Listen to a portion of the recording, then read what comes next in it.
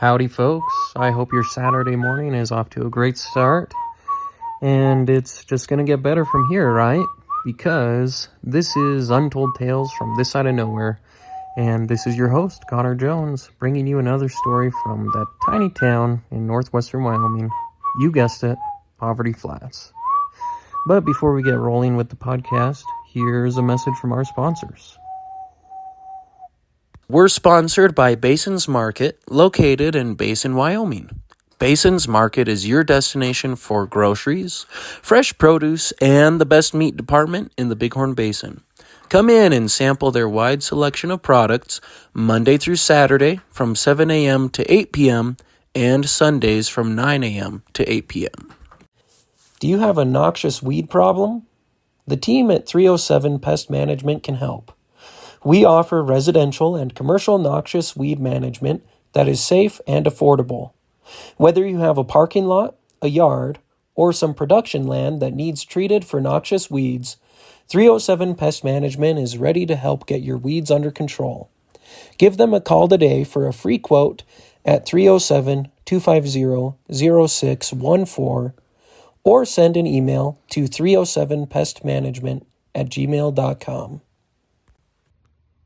Well, summer is winding to a close.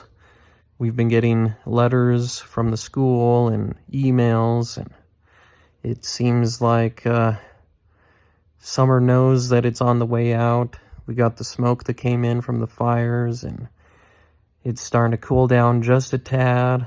So August is upon us, and school's not far behind.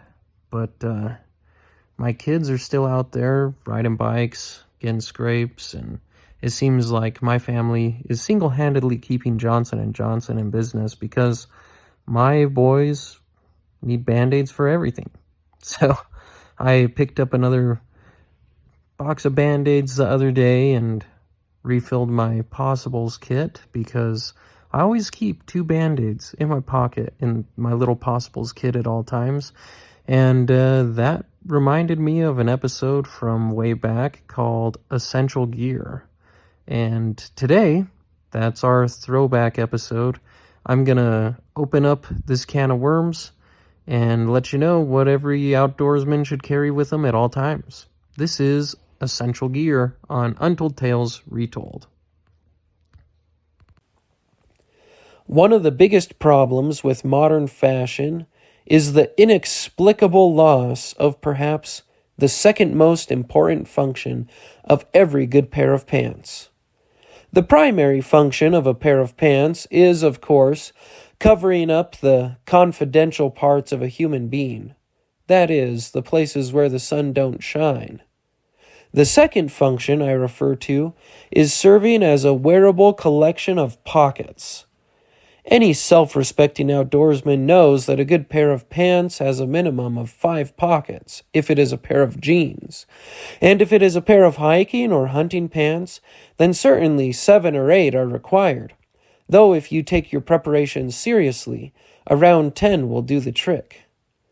You can imagine my disgust when trying on a pair of pants at the store when I discovered that nothing in my size had pockets remotely large enough to serve my purposes. That is, of course, the purpose of trying on pants in a store. You have to check to see if the pockets are up to snuff. In the first place, even getting the dang things on was a daunting task. One redeeming quality of these modern pants is how stretchy they are, and the poor things had to stretch to their max just so I could squeeze into them. Once they were on, things got even worse. Every time I tried to cram my wallet, my car keys with their accompanying keyring flashlight, my phone, a pencil, my Possibles kit, my lucky quarter, a length of baling twine, a pocket knife, and some fishing tackle into the pockets, I found they bulged uncomfortably, and it was almost impossible to bend over to pull on my boots without one of the items gouging a hole into my upper thigh. "Lily, none of these pants are any good," I thundered as I burst out of one of those little prison cells where they confine people to endure the torture of trying on clothes. "What do you mean?" she asked. looking up from the rack where she was browsing. I can't fit all my stuff into these ridiculous pockets. Well, maybe you need less stuff, Lily said. Maybe they should make a decent pair of pants. What are these anyway? I asked, looking down at the stack of folded clothes I was holding. Which rack did you get them off of? Lily asked, with the long-suffering tone she reserves for shopping with me. Well, it was somewhere around here, I muttered, slightly bemused by the vast array of clothing racks. Here? Lily asked, raising her eyebrows and continuing to browse the clothing in front of her. Yeah, I grunted. I'm shopping for the boys, she said. This is the youth section. I knew that, I said quickly, then added under my breath. Explains a lot, though. Now, don't get me started on women's pants. The people who design them must think they are making Barbie clothes. Why else would the pockets be so tiny and useless? In order to fit all the gear you need into the pockets, the items would have to be in miniature. My wife can barely fit her cell phone into the pocket of a pair of jeans. Honey, would you hold on to my phone for me? She asks for what must be the 100th time. Why don't you put it in your pocket? I reply. It doesn't fit, she responds. It doesn't fit? No, it doesn't. Look, she says, sliding her phone halfway into one of the tiny little compartments on the front of her jeans before it stops, unable to go any further. Geez, that pocket couldn't hold a handful of 22 shells, I grumble. What about your back pocket? My pockets are pretty full. The ones in the back are decorative. They're sewed shut. A pocket that's sewed shut? I ask, one of my eyes starting to twitch. What's next? A car that doesn't drive? Can you just put it in your pocket? She asks. Okay, I huff, and then slide the pink-flowered phone in with all the other essential gear in my pocket. Oh, and please don't put it in the pocket with the keys. They scratch my phone case. I groan and switch her phone from one pocket to the other. Thank you, dear, Lily smiles. Why so many pockets, you ask? Why so much stuff? While I'm sure my fellow outdoorsmen understand, there may be others who question the need to burden myself with so many objects. In order to fully explain, I will have to take the reader back in time to my youth. It just so happened that my mother, noticing that I was both dangerous and a boy, purchased for me The Dangerous Book for Boys, that classic by Hal and Con Iggulden, which quickly became my handbook for a successful childhood. Within its pages I found nuggets of wisdom on a range of topics, from go-karts and tree houses to history and poetry. There was even a chapter on girls that my twin brother Fred and I read repeatedly, hoping to clear up some of the mysteries surrounding them. It didn't help much.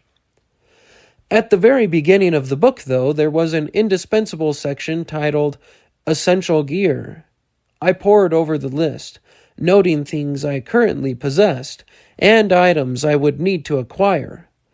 There were 11 items in total: a Swiss Army knife, a compass, a handkerchief, a box of matches, a shooter, needle and thread, pencil and paper, a small flashlight, a magnifying glass, Band-Aids, and fishhooks. While I did not own a Swiss Army knife, I figured the Leatherman I carried religiously would do. As for the compass, my experience as a Boy Scout had afforded me one, so I slipped it into a pocket. Admittedly, I never did catch on to the handkerchief. I figured a sleeve would do in a pinch, and besides, when I wore my scouting neckerchief to anything but a scouting event, the strange looks dissuaded me from continuing the practice. Rather than a box of matches, I decided to carry a book of them, since it was smaller, and I wanted room for the other items. For those of you who don't know, a shooter is a large marble. You're probably familiar with the little marbles that measure half an inch in diameter, but a shooter is larger, perhaps twice the size. It's the marble you launch out of your hand to remove the other marbles from the ring where you're playing. I slid that into another pocket, though not my back pocket. Sitting on a large chunk of marble is decidedly uncomfortable.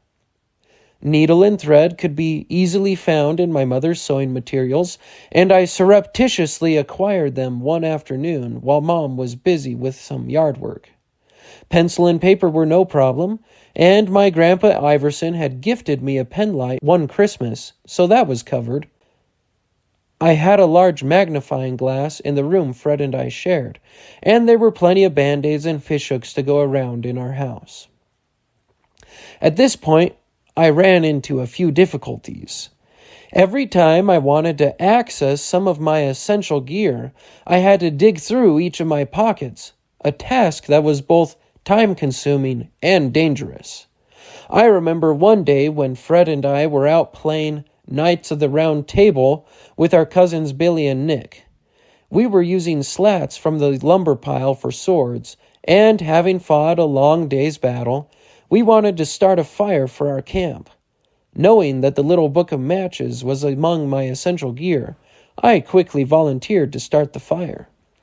Like a bear sticking his paw into a honey tree, I gingerly inserted my hand into my bulging front pocket and began making exploratory advances among the various objects. Within moments, my middle finger had come into contact with the sharp end of the sewing needle, and I withdrew my hand with a shout of pain. "Cripes!" I yelled, sucking on the wound. "I'll just have to empty my pockets, I guess." My brother and cousins moaned, then settled in for the long game. One by one, I extracted each object from my right front pocket, being careful to avoid the sewing needle. "The matches must be in my other pocket," I said sheepishly, then switched to my left front pocket. By the time I had fished the little book of matches out of the bottom of my left pocket, the pile of essential gear around my feet was starting to look like plunder from a small castle, and enough time had elapsed that Fred, Billy, and Nick had played their game through both the Crusades and the 100 Years' War. They didn't need the matches anymore because the British could now rely on electricity to provide light in their camps, and the sticks that had been swords were now rifles. I grumbled and went about getting my things rounded up and put back into my pockets, hoping to get everything stowed away before they got into the Cold War. As you can see, my essential gear was starting to become a problem, and I at once saw the obvious solution. I needed more pockets, and possibly a good container for some of the sharper items in my inventory. So I set about finding the perfect container to hold my essential gear. The authors of The Dangerous Book for Boys suggested an old tobacco tin, but seeing as no one I knew chewed tobacco, I had to find a different solution. It came to my attention that my dad was a fan of Altoids mints, which come in a little aluminum case, and with a little searching in the family dumpster, I came up with a suitable tin for my gear. By carefully arranging items, I was able to fit a folded-up tissue, a sheet of paper, a tiny nub of a pencil, a fishhook with some line, a sewing needle, my matchbook, and a few Band-Aids in the tin. All I had to do was make sure it wasn't in the same pocket as my shooter marble, since the clatter the two made when I walked announced my presence to everyone within a half-mile radius. I dubbed the Altoids tin my Possibles Kit, seeing as it contained everything I needed for anything that could possibly happen. I took to wearing husky-sized carpenter pants, which are equipped with just about as many pockets as a boy could ask for. Between my Leatherman, my Possibles Kit, and the assorted essential gear I carried in my pockets, I became something of a walking 72-hour kit. "Hey, Al, You wouldn't happen to have something we could use to patch up the hole in this tent, would ya? My buddy Marty Flincherton would ask. Sure, I think I've got some fishing line and a needle here, I would say with an air of confidence. After sorting deftly through my possibles kit, I would extract the required item and present it with a debonair half-smile. I must admit, I occasionally got carried away, imagining the favorable impression my arsenal of essential gear would have in my future life. I could just see myself, years down the road, at some party, holding a drink, surrounded by an admiring crowd. Say, Al, how about a saw? Do you have one on hand? One man would ask.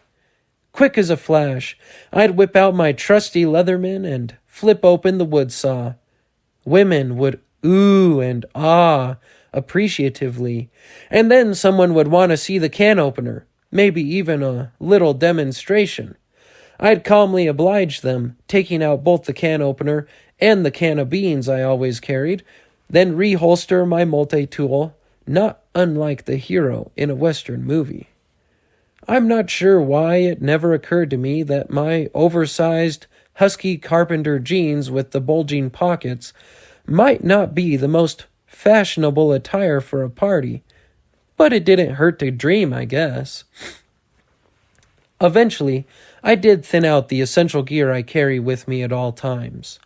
My favorite shooter no longer claimed a spot in my pocket. A cell phone replaced the flashlight, and a wallet joined the throng of essential gear. I still feel naked without my possibles kit, though, and even though the full-size Altoids tin was replaced with the Altoids mini tin, I always have it with me.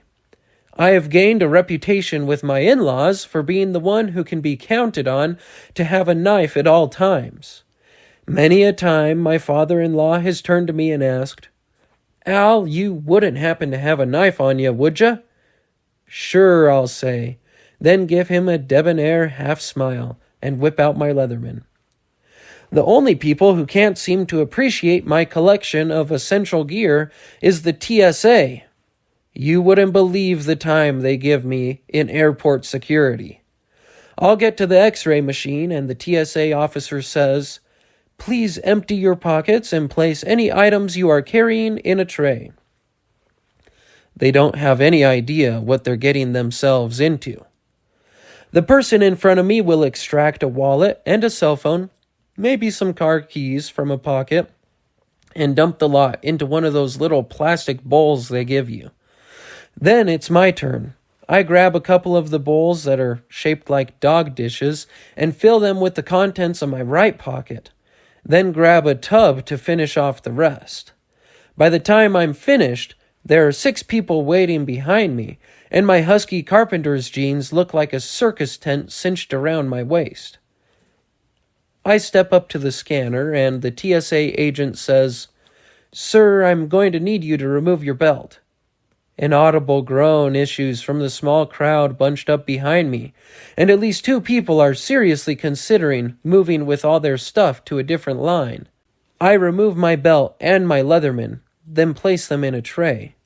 I have to spread my legs extra wide in the scanner, so the husky carpenters I'm wearing don't slide down my legs when my arms are above my head. When the TSA officer waves me forward, it's to take me to the side and question me about every item I removed from my pockets.